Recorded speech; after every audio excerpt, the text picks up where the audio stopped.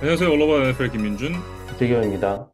네, 드디어 대망의 슈퍼볼 59가 끝이 났습니다. 저희는 슈퍼볼 59 리뷰로 돌아왔고요. 최종 스코어 40대 22로 이글스가 칩스에게 2년 전의 패배를 서력을 하면서 프랜차이즈 통산 두 번째 우승을 달성하는 데 성공을 했습니다. 앞서 이제 스코어가 40대 22라고 말씀을 해주셨지만, 뭐 경기를 음, 보시는 분들은 아실 거예요. 사실 이게 18점 차 이상의 차이가 있었고, 사실상 40대 6 정도의 격차였다라고 봐도 무방한 경기 내용이었습니다. 정말 일방적이었죠. 일방적인 슈퍼볼이었고, 뭐 경기 내용만 놓고 봤을 때는 이제 좀 재미가 없다라고 생각하실 분들이 꽤 있으셨을 것 같아요. 제 주변 사람들의 분위기도 조금 그랬던 것 같고. 근데 개인적으로는 정말 재밌었다. 이게 칩스가 플레이오프에서 지는 것도 사실 보기 쉽지가 않은데 이렇게 무기력하게 지는 거를 또 언제 보겠어요?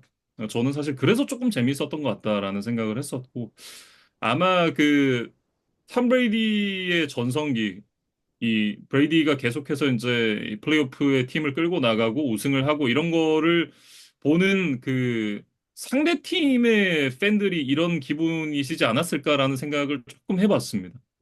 뭐 최근 이제 칩스가 워낙 좋은 성적을 거뒀다 보니까 저도 이런 내용은 좀 예상하기가 좀 어려웠고 사실 이제 경기 초반에 그 첫 플래그 상황에서 뭐 중계진도 좀 이게 코를 불 정도는 아닌 것 같은데 왜 코를 불지? 뭐 이런 이제 의문을 또 제기하는 장면들도 있었습니다만 그것이 이제 경기가 끝날 시점에서는 다 잊혀질 정도로 이글스가 좀 완승을 거뒀던 그런 슈퍼볼이었습니다. 네. 그게 이제 양쪽에 하나씩 가는 그런 콜이었죠.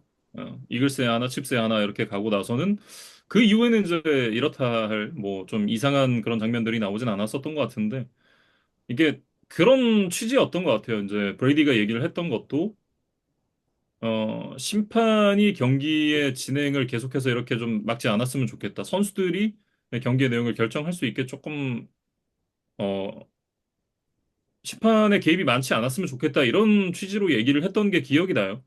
그런 부분이었던 것 같고 어쨌든 뭐 지난 그 챔피언십 게임까지의 그 리뷰에 있어서 이제 칩스에게 조금 유리했던 콜들에 관련해서 좀 얘기들이 나올 법한 상황들이 있었었는데 일단 이날 경기에서는 그런 게 없었던 것만으로도 좀 깔끔하지 않았나 라는 생각을 개인적으로 좀 했습니다. 음.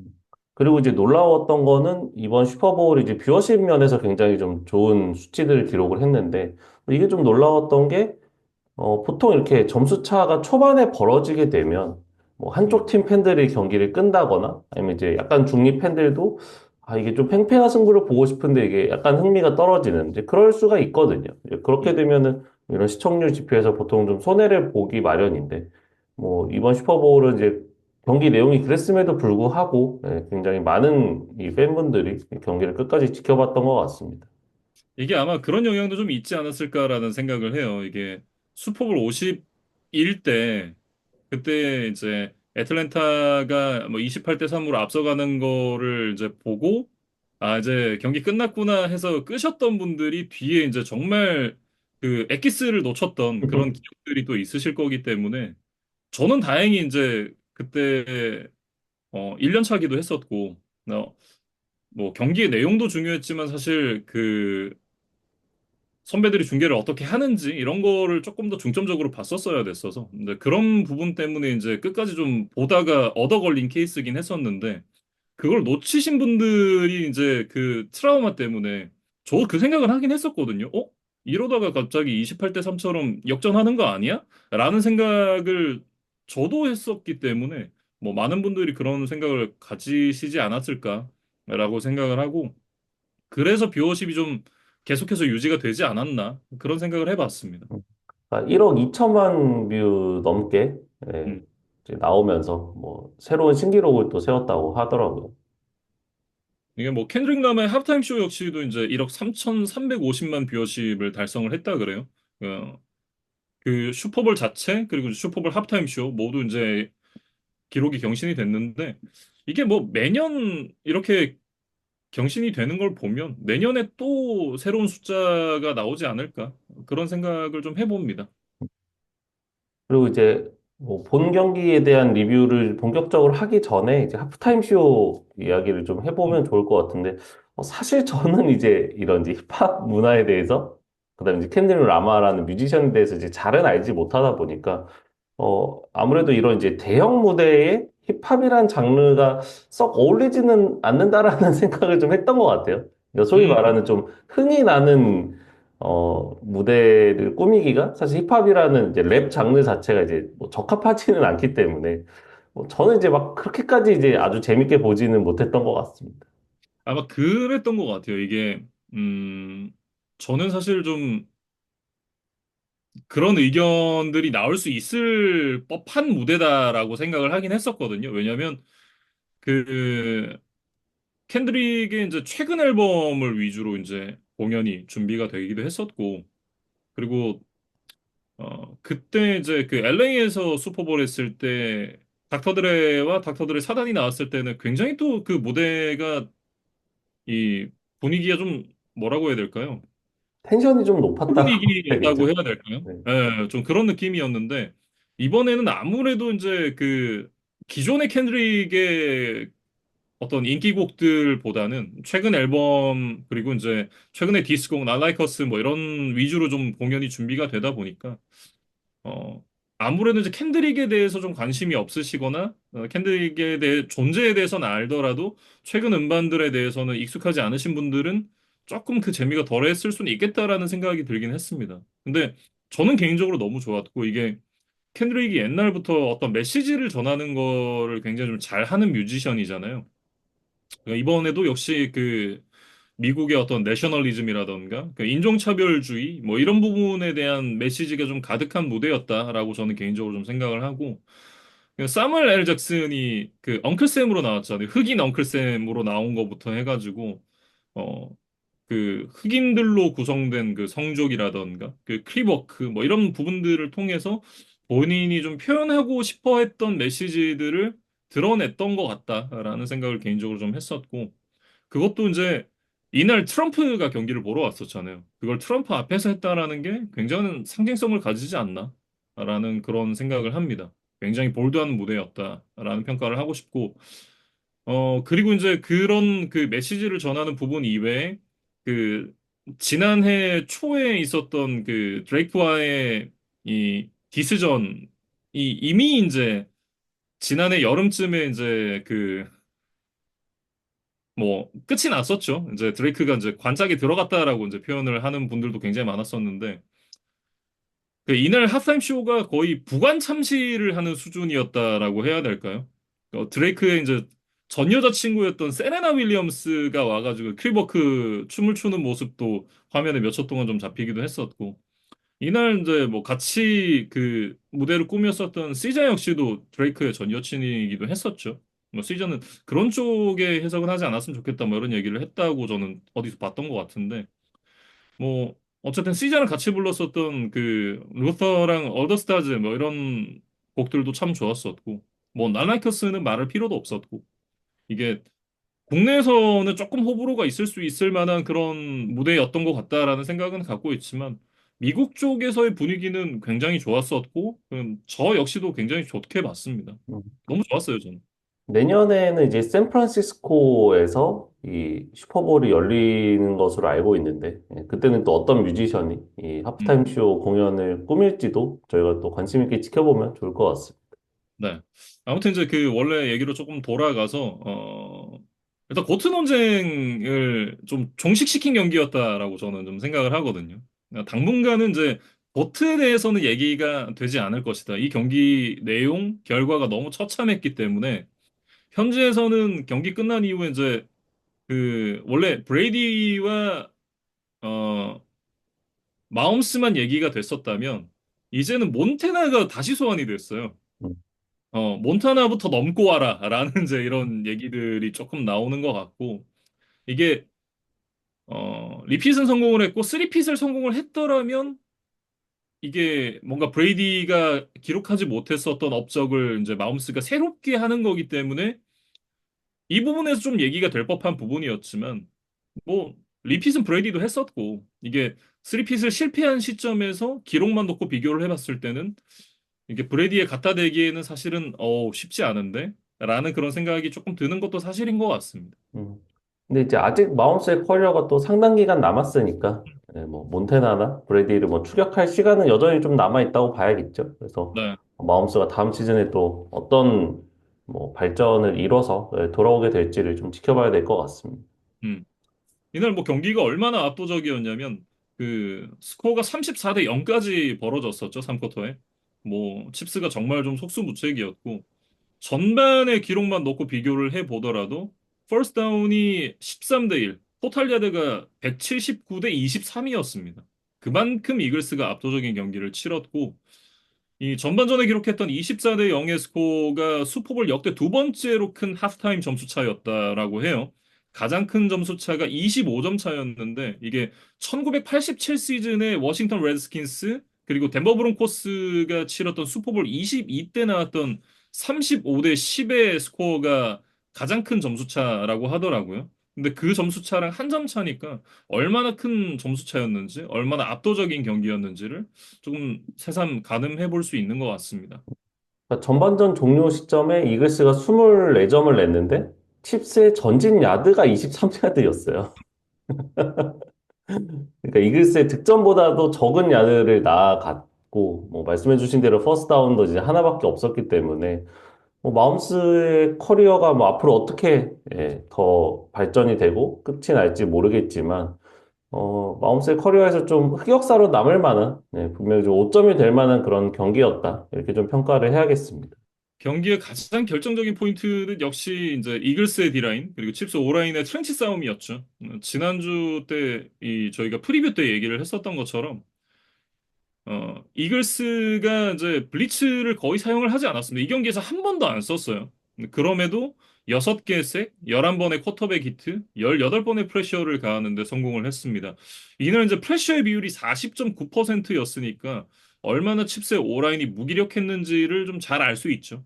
음, 2.5개의 색을 기록했던 조시 스웨시라던가, 뭐 2개의 색, 하나의 펌블을 만들어냈던 밀튼 윌리엄스, 뭐 이런 선수들이 뭐 굉장히 좀 핵심적인 역할을 했고, 근데 저희가 이제 부상에서 이제 돌아와서 극적인 복귀를 할 것으로 예상을 했었던 이 브랜든 그레엄도 좀 강력한 압박을 통해서 칩스 오펜시브 라인의 페널티를 유도하는 또 그런 기여를 하는 장면들도 있었어요. 그래서 사실 이제 슈퍼볼 직전에 뭐 제일런 카터를 비롯한 이제 이글스 선수단에 약간 이제 건강 이슈가 퍼지고 있다라는 뭐 이야기가 나오면서 다소 좀 우려를 낳았던 부분도 있었습니다만 어쨌든 이날 경기에서는 뭐 100%, 120%의 에너지를 발휘를 하면서 칩스의 오펜시브 라인을 완벽하게 압도를 해냈습니다. 음. 물론 이제 이글스 선수들이 굉장히 잘한 것도 있지만 그러니까 칩스의 오라인이 못했다라고 얘기를 하는 게 조금 더 맞는 것 같기는 해요. 그러니까 결국은 이제 칩스의 레프트 태클의 부재가 불러왔던 대참사가 아닌가라는 생각을 하는데 원래 이제 칩스가 이제 올해 2라운드에서 킹슬리 수아마타이아를 뽑으면서 이제 주전으로 기용을 했었죠. 근데 수아마타이아가 이제 부진하면서 벤치로 밀려났고 그 이후에 이제 와냐 모리스가 주전을 잡았다가 무릎 부상으로 이제 이탈을 했었죠. 그 이후에 이제 DJ 험프리스가 한 경기를 나왔다가 이거 안 되겠다 싶어가지고 이제 레프트 가드인 조 튜니를 레프트 태클로 빼고 그리고 마이크 칼리엔도를 이제 레프트 가드로 이제 기용을 했었는데 이게 원래는 강력한 레프트 태클이 있고 조 튜니가 있으면 오라인의 왼쪽이 굉장히 탄탄하단 말이에요. 근데 그 튜니가 레프트 태클로 빠지고 나면서 레프트 태클 자체도 사실은 뭐 조 튜니가 좋은 선수긴 하지만 레프트 태클로 오랫동안 뛰어왔던 선수가 아닐 뿐더러 그냥 레프트 태클 자리에서는 그냥 평범한 레프트 태클 느낌이었단 말이에요. 그리고 그 칼리엔도가 들어간 레프트 가드 자리가 사실 이제 구멍이 되어 버리니까 그냥 오라인이 심각하게 너프가 된 느낌? 심각하게 다운그레이드가 되면서 전반적인 오라인의 퀄리티가 내려갈 수밖에 없었고 특히나 인테리어 쪽이 굉장히 좀 취약해지는 그런 부분이 있었습니다. 그러니까 이날 경기에서도 그 밀튼 윌리엄스가 계속해서 이제 인테리어를 공략하는 그런 모습들이 나왔었는데 결국은 이 부분이 이제 경기가 이렇게 뭐 급격하게 벌어지는데 좀 큰 요인이지 않았나 그런 생각을 개인적으로 좀 갖고 있습니다. 음. 저희가 언젠가 뭐 방송에서도 한번 이야기를 했었던 적이 있었던 것 같은데 그 축구 게임 위닝 일레븐도 사실 그 선수를 자기 포지션이 아니라 엄한 포지션에 갖다 놓으면 그 아, 능력치가 이렇게 떨어지거든요. 그러니까 예를 들면 뭐 리오넬 메시 같은 뭐 정말 역사에 남을 만한 좋은 선수를 뭐 수비형 미드필더에 넣는다? 예를 들어서 몸싸움을 뭐 잘해야 되고 뭐 그런 이제 약간 극단적인 예지만 메시를 정말 수비형 미드필더로 기용한다면 뭐 메시의 능력을 극대화하지를 못하겠죠. 예. 굉장히 이제 평범한 선수, 어쩌면 평균 이하의 선수가 될 가능성이 높은데 물론 이제 조튜니의 사례는 이제 그렇게 극단적인 케이스는 아니지만 어쨌든 레프트 태클도 레프트 가드도 예, 그 자리에서 모두 다 좀 하락이 있을 수밖에 없었던 그런 좀 불가피한 조치들이 있으면서 칩스의 오펜시브 라인이 좀 약점이 됐다. 그리고 사실 칩스가 이제 슈퍼볼에서 패했었던 그 템파베이와의 대결에서도 이 오펜시브 라인이 좀 문제를 일으키면서 결국에는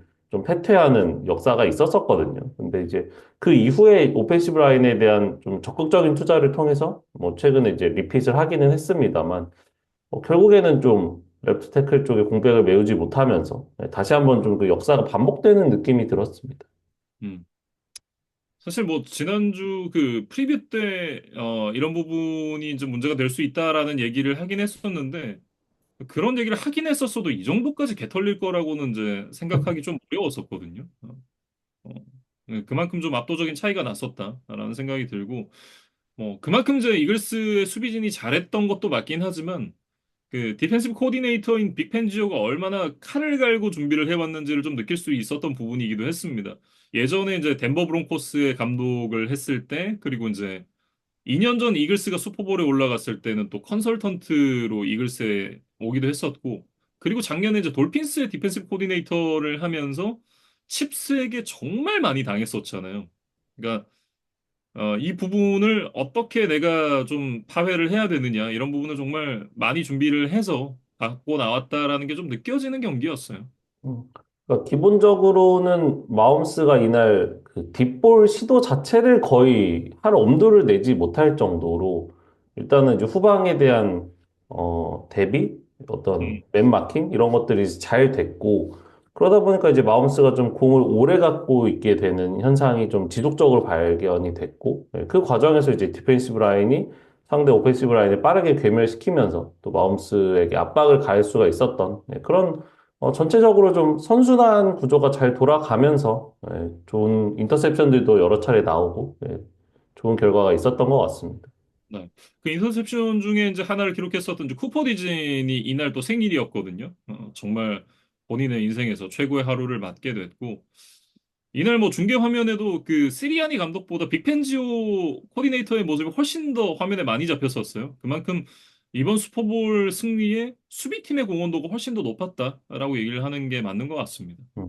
그러니까 일단 칩스를 이기려면 마홈스를 억제해야 한다는 미션을 반드시 통과를 해야 되는데 그거를 이제 뭐 다른 라이벌 팀들은 이제 거의 해내지를 못했었잖아요. 근데 이제 음, 이글스가 그거를 이번 슈퍼볼에서 굉장히 잘 해내다 보니까 이제 현지 중계에서도 이 빅펜지오 코디네이터에 대한 조명을 상당 부분 했던 것 같습니다. 네. 뭐 칩스 같은 경우에는 이제 뭐 공격에서 러싱, 패싱 뭐 어느 한쪽도 좀 풀리지 않는 모습이었고 이날 일단 뭐 카리먼트, 아이즈아 파체코, 사마즈 피라인 이 세 명의 러닝백이 그 점수가 벌어지는 동안에 러싱 기회 자체를 거의 못 받았어요.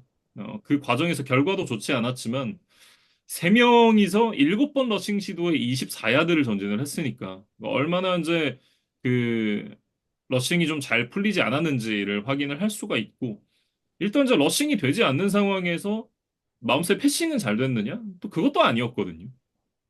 사실 경기 후반에 이제 점수차가 다 벌어진 이 가비지 타임에 마움스가 뭐 점수들을 쌓아 나가면서 스탯이 좀 뻥튀기가 됐죠. 그러면서 뭐 패서 레이팅은 90점이 넘게 나왔던데 사실 실질적인 경기 내용은 글쎄요 뭐 한 50점 정도의 패서 레이팅이 나오지 않았을까 싶을 음, 정도로 낙제점에 좀 가까웠고 그 과정에서 사실 리시버들도 마움스를 좀 도와주지는 못했다라는 생각이 들었습니다. 네. 뭐 제이비 워디가 그 게임 터진 이후에 뭐 터치다운도 만들어내고 하긴 했습니다만 뭐 그전까지는 워디의 이름도 거의 좀 불리지 않는 그런 모습이었고 디안드레 홉킨스 역시도 뭐 터치다운을 기록을 하긴 했습니다만 뭐 오픈 상황에서 뭐 드랍이라던가 이런 상황들이 조금 나왔죠. 뭐 근데 홉킨스뿐만 아니라 뭐 다른 리시버들이 전반적으로 다 뭐 이렇다 할 모습을 보이지 못했습니다. 가장 중요한 웨폰이었던 이제 트래비스 켈시가 전반전에 리셉션이 한 번도 없었거든요. 켈시가 이제 그 하프타임이 끝나고 라커룸으로 돌아가는 그 표정이 좀 기억에 많이 남아요. 예, 굉장히 좀 실망감, 그다음에 약간 당혹감, 예, 좀 음, 무기력함 이런 것들이 좀 섞여 있는 네, 표정이라고 저는 이제 해석을 했는데 사실 켈시도 이날 뭐 네 번의 캐치를 하면서 뭐 통산 슈퍼볼 캐치가 이제 35개가 됐습니다. 예, 그러면서 종전에 제리 라이스가 가지고 있던 기록을 넘어서서 뭐 역대 최다 캐치를 한 리시버로 뭐 기록에 남기는 하겠습니다만 뭐 음. 이날 경기 내용에서 크게 어떤 승부를 바꿀 만한 영향력을 보여주지는 못했어요. 켈시도 그렇고 켈시 여자친구 테일러 스위프트도 그렇고 뭐 올해 보여준 성과나 이런 것들은 좋았지만 그게 결과로 이어지진 못했던 것 같아요. 테일러도 이제 정말 좋은 앨범을 냈었는데 결국 그래미를 하나도 못 받았고 켈시도 이제 결국 팀을 슈퍼볼까지 끌고 오긴 했지만 우승은 하지 못했고 뭐 그런 또 공통점이 좀 있는 것 같고 어쨌든 그 기록 얘기를 해주셨으니까 이제 뭐 이 기록 자체가 지금 당장의 그 트래비스 켈시에게는 무슨 의미가 있나 싶겠지만 이제 기록이라는 건 영원히 남는 거거든요. 이게 그 본인들이 이제 하고 있는 그 형 켈시랑 동생 켈시가 하고 있는 그 팟캐스트에서도 이제 제이슨 켈시가 그런 얘기를 했었는데 지금 당장에는 이게 너한테는 중요하지 않겠지만 이게 결국 기록은 남는다라는 뭐 그런 뉘앙스의 얘기를 했었는데 이게 뭐 슈퍼볼에서만 35개의 캐치를 했다라는 게 정말 대단한 거죠. 이미 작년에 플레이오프에서의 캐치 기록은 제리 라이스를 넘어섰었고 슈퍼볼에서도 이런 족적을 남겼다라는 게 참 대단한 거죠. 물론 제리 라이스가 뭐 단일 슈퍼볼 최다 리시빙 야드, 통산 터치다운, 통산 야드 이런 기록은 아직 갖고 있지만 심지어 이 타이트엔드라는 포지션에서 뛰면서 이런 기록을 세운다라는 것 자체가 정말 대단하다는 생각이 들고 이제 이 기록이 더 연장이 되진 않을 가능성에 대해서 좀 얘기가 되고 있습니다. 그 얘기인즉슨 이제 켈시가 이제 은퇴를 고려를 하고 있다는 얘기인데 뭐 팟캐스트에서도 이제 그런 얘기를 하더라고요. 정신적으로 좀 힘들었었다. 슈퍼볼까지 이제 오는 과정이 조금 힘들었었다라는 얘기를 했었고 당분간 시간을 갖고 좀 고민을 하겠다라는 얘기를 했습니다. 이제 뭐 나이가 35이니까 은퇴에 대한 이제 고민을 할 그런 나이도 충분히 됐는데 칩스 구단이 이 부분에 대해서 이제 3월 14일까지 결정을 해달라라는 얘기를 켈시한테 전달을 했다 그래요. 어쩌면 이 경기가 트래비스 켈시를 현역으로 보는 마지막 경기였을 수도 있겠다. 이런 생각이 듭니다. 음. 만약에 정말 은퇴를 하게 된다면 저희가 뭐 마홈스 커리어 초반에 얘기했던 이제 마홈스, 타이릭 힐, 트래비스 켈시 이 삼각편대가 이제 완벽하게 해체가 되는 뭐 음, 결과일 수도 있겠죠. 사실 타이릭 힐이 떠났을 때도 마홈스가 어떤 증명에 대한 요구 이제는 뭐 그 정도의 파괴력은 없지 않을까라는 이제 의심을 받기도 했지만 사실 힐이 떠난 이후에도 여전히 좋은 모습을 보여줬었어요. 근데 지금 이제 트래비스 켈시가 약간 전성기에서 내려온 모습이 보였고, 그다음에 이제 정말 은퇴까지 하게 된다면 마움스는 이제 새로운 넘버원 타겟을 분명히 이제 찾아야 되는 상황이거든요. 네. 음, 마움스의 커리어에도 꽤나 전환점이 될 수 있는 트래비스 켈시의 어떤 의사결정이 남아있다. 이렇게 좀 봐야 될 것 같습니다. 네. 그리고 이제 앞서 그 트래비스 켈시의 어떤 그 라커룸으로 들어갈 때 표정에 대해서 좀 얘기를 해 주셨었는데 이게 선수들이 다들 좀 비슷한 느낌이었던 것 같아요. 뭐 앞서 두 번의 우승을 만들어냈고 그리고 이제 계속해서 이제 플레이오프의 진출을 만들어냈었던 이제 칩스의 선수들이지만 그러니까 경기가 초반에 이렇게 그 역으로 스노우볼이 굴러가기 시작한 뒤로부터는 이거 맞아? 이거 아닌데? 왜 이래? 라는 그런 표정을 좀 많이 볼 수 있었던 것 같거든요, 저도. 특히 이제 그 경기 막판에 크리스 존스가 이제 부상을 입고 더 이상 자기가 뛸 수 없다라는 걸 느끼고 나서는 이제 눈물을 흘리고 이런 모습들도 좀 나왔었는데 그만큼 이제 그 소위 말해서 이제 멘붕이라고 얘기를 해야겠죠. 그러니까 코칭 스태프 선수단 할 거 없이 그 칩스에 관계된 모든 사람들의 표정이 비슷했던 것 같습니다. 그래서 저는 이날 해설자로 나왔던 이제 톰 브레이디가 오프닝에서 했던 이야기가 좀 생각이 났는데, 음, 자신이 이제 처음으로 슈퍼볼 반지를 획득했던 그 슈퍼볼. 이거 이제 뉴올리언스에서 했었죠. 근데 그 당시에는 자신이 이제 워낙 어리기도 했고, 슈퍼볼이라는 무대가 뭐 잘 체감이 되질 않아서 경기 전에 막 낮잠도 자고, 정말 그냥 평소 정규리그 경기처럼 했었다. 네, 이런 음, 이제 회고를 한 반면에 자신이 이제 마지막으로 슈퍼볼 우승을 차지했었던 그 템파베이 시절에는 뭐 40대가 넘은 나이, 그다음에 뭐 10번째 슈퍼볼이었음에도 불구하고 경기 전날에 이제 너무 긴장이 되고 해서 뭐 잠을 잘 잘 수가 없었다라는 뭐 이야기를 했었거든요. 그래서 뭐 사실 저도 굉장히 좀 흥미롭게 들었던 것 같아요. 우리가 이제 일반적으로 생각해 보면 경험해보지 못했을 때는 이제 막연한 두려움과 긴장감이 어떻게 보면 당연하지만 이거를 뭐 워낙 뭐밥 먹듯이 하다 보면 이제는 좀 무덤덤해지지 않을까? 뭐 그냥 하면 되는 거지 않을까? 왜냐면 많이 해봤으니까.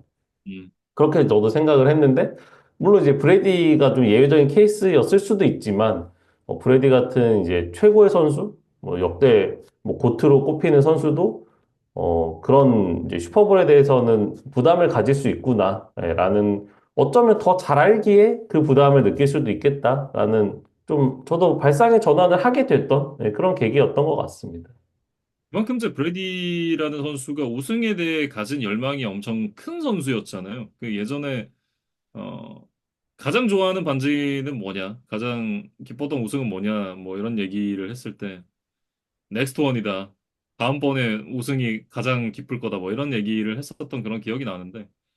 그러니까 그만큼 이제 그 고기도 먹어본 사람이 먹는다고 이게 맛있는 줄 알아야 또 먹고 싶은 거잖아요. 그러니까 우승을 많이 하면 많이 할수록 그거에 대한 갈증은 오히려 좀 더해지지 않았을까라는 생각이 좀 들고 어 저는 약간 그 얘기가 기억에 남거든요. 경기가 이제 좀 벌어지고 나서 톰 브레이디가 일라이한테 그때 졌을 때 전승준 시즌 때 그때 어, 다음날 일어나서 이거는 꿈일 거야. 이거는 일어나지 않아서 이 경기는 치르지 않았어. 약간 그런 생각들을 되게 많이 했었다 그래요.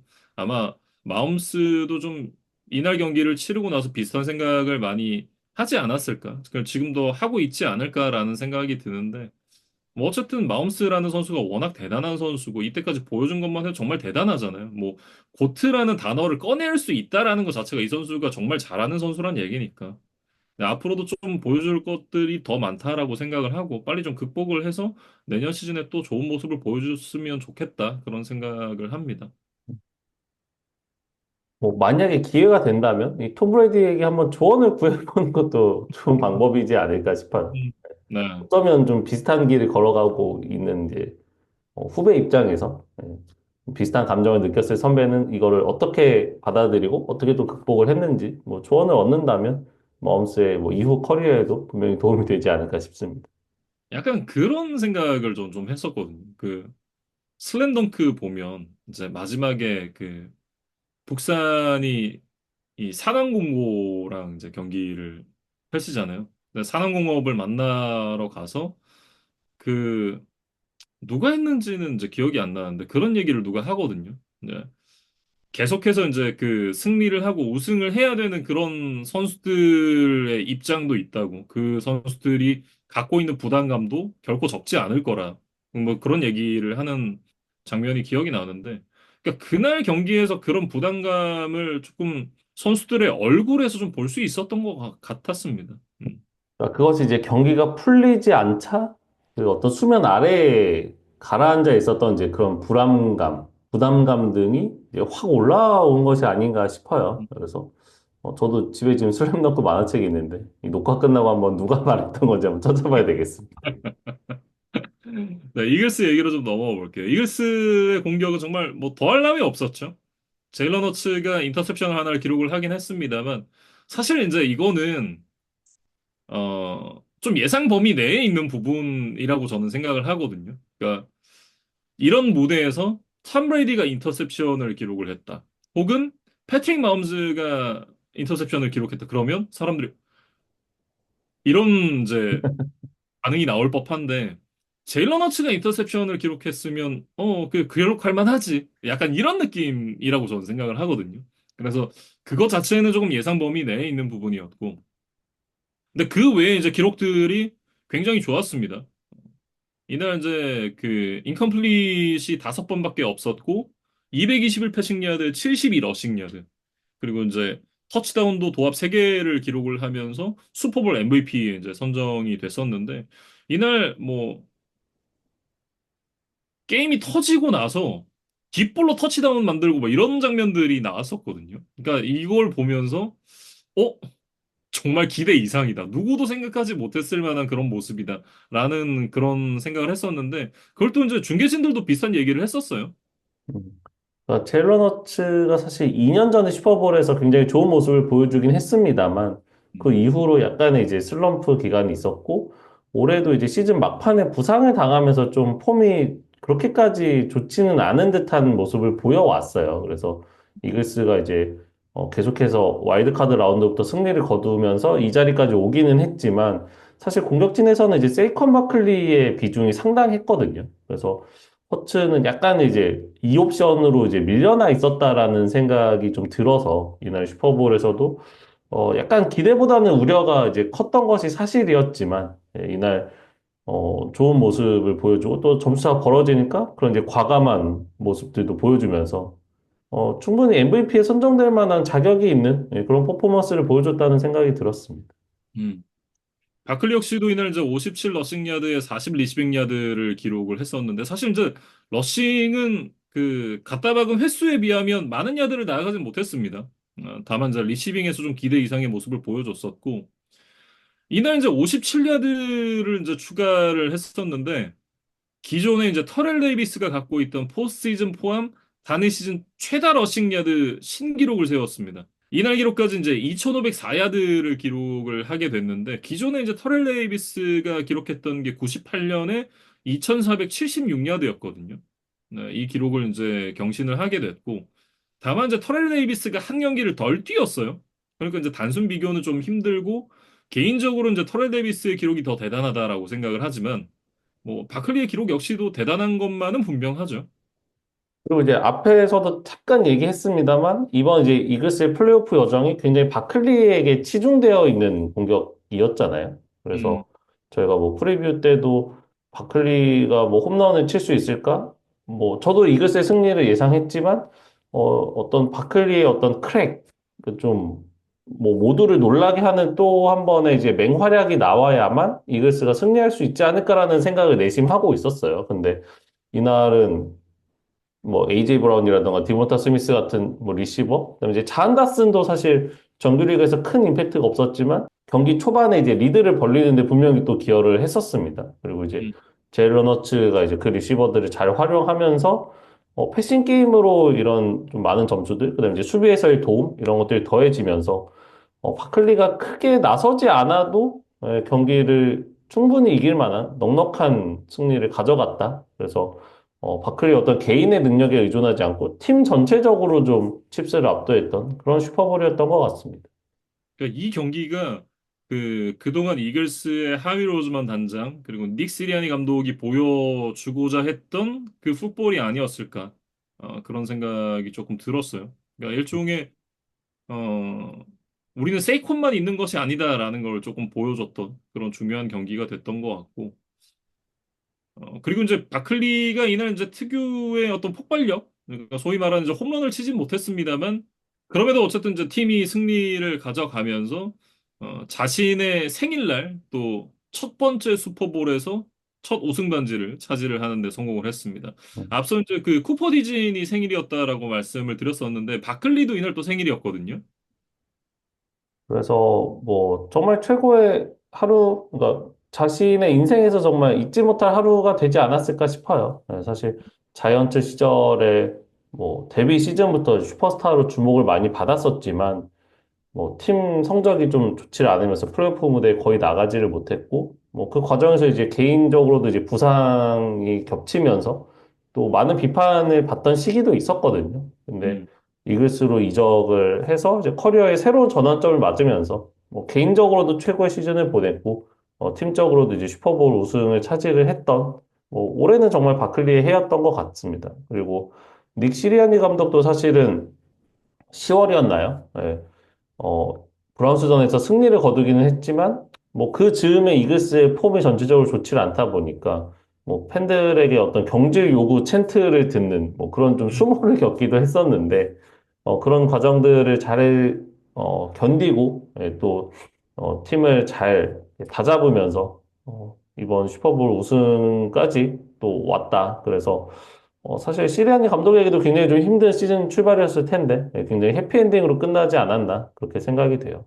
네, 이렇게 이제 이글스의 우승을 끝으로 이제 2024 시즌이 모두 마무리가 됐습니다. 참 매년 그런 생각이 드는데 올해는 유독 그 풋볼 시즌이 짧았던 것 같아요. 개인적인 체감이어서 그런지는 잘 모르겠습니다만 저는 좀 그렇게 느꼈던 한 해였던 것 같습니다. 음. 올해도 굉장히 좀 재밌는 스토리들이 많았습니다. 물론 이제 이글스의 우승이 뭐 가장 큰 뉴스기는 하겠습니다만 뭐 바이킹스 같은 전혀 예상치 못했던 팀들의 선전도 좀 기억에 남고 또 나이너스 같은 좀 어, 우승 후보로 예상됐던 팀들이 또 부상 이슈들을 극복하지 못하고 이제 뭐 지구 최하위로 떨어진다던가 이제 그런 여러 가지 예측을 또 빗나가는 뭐 여러 양상들이 또 나타나면서 굉장히 또 재밌었던 시즌이었고 그러면서 뭐 정말 풋볼이 다양한 매력을 가진 팀들이 있고 또 다양한 스토리가 매년 쓰여진다라는 생각을 다시 한번 하게 됐던 이번 2024 시즌이었던 것 같습니다. 네. 올 한 시즌도 이제 저희와 함께 해 주셔서 정말 감사했고, 저희는 이제 조금 휴식을 가졌다가, 어, 아마도 이제 드래프트쯤 돌아오지 않을까, 그렇게 생각을 하고 있는데, 어떻게 생각하시죠?